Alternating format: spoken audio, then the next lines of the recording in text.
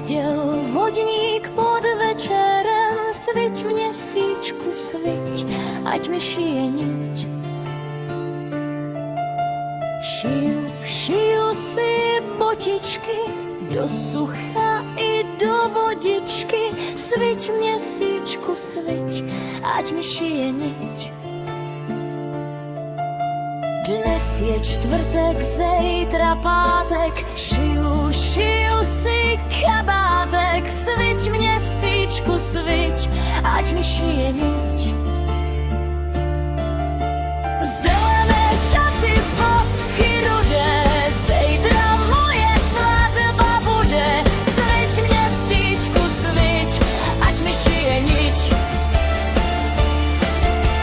Ráno raníčko pana vstala, prádlo si vozel zavázala, půjdu matičko k jezeru, šátečky sobě vyberu. Ach, nechoď na jezero, zůstaň dnes doma, moje dcero. Já měla zlý té noci sen, nechoď, dceruško, k vodě ven.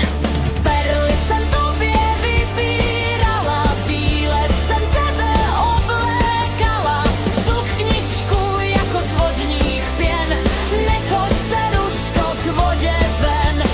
Bílé šatičky smutek tají, v perlách se slzy ukrývají a pátek nešťastný den, nechoď, dceruško, k vodě ven.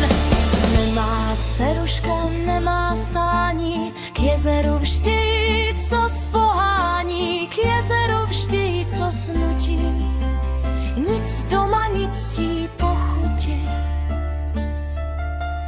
První šáteček namočila, tu se s ní lávka prolomila a po mladičké dívčině zavířilo se v hlubině.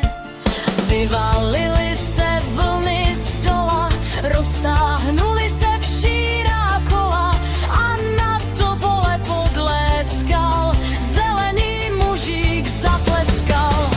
Zelené šaty, bodky rudé, zítra moje svatba bude, sviť měsíčku, sviť, ať mi šije niť.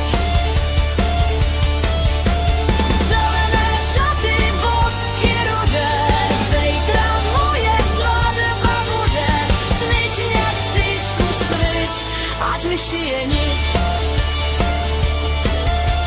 Sviť měsíčku, sviť, ať mi šije niť.